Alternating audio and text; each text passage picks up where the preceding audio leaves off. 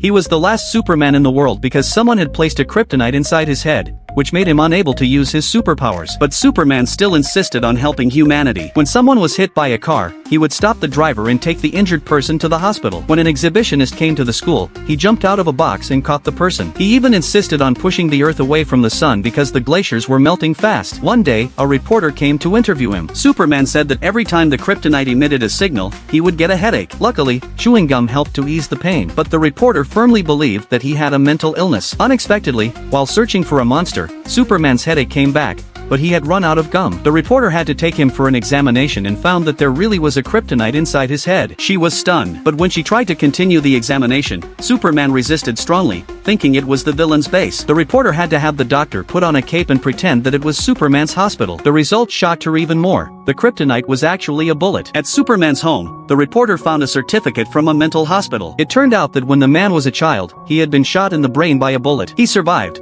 but occasionally had seizures. He had a happy family, but a car accident brought his life back to the bottom. The man looked at the onlookers, all of them so cold and indifferent. He tried to lift the car, but it was too heavy. He grabbed a fire extinguisher, but suddenly had a seizure. The man could only watch his wife and daughter perish in the flames. From then on, the man went mad. He firmly believed he was Superman, and if he did good deeds every day, he would one day regain his superpowers. The reporter learned his story and decided to hand him over to the head of the mental hospital. Before he was taken away, he yelled that the villain had arrived and begged the reporter to save him. But she just filmed the ending of Superman's story. 1 year later, Superman became a normal man. But one day, he was asked for help by an injured person. The man coldly refused, until he suddenly realized that the child trapped in the fire was the little girl who once believed he was Superman. The man quietly poured water over himself. The reporter urged him that the firemen were on the way, but the man calmly told her that he was Superman. He first saved the girl's mother from the fire, then lifted the car to rescue the injured person. But he did not regain his superpowers. Instead, he saw another group of supermen. The man handed the reporter something and entered the fire again. But the fire had already spread inside. Superman did not hesitate. He jumped out of the window holding the little girl. The little girl was safe. Amid the cheers, Superman's soul flew toward the sky, but his body stayed in place. Superman was once again captured by the villain. The reporter took out the last thing Superman had given her. It was an organ donation card. This was his last gift to the world.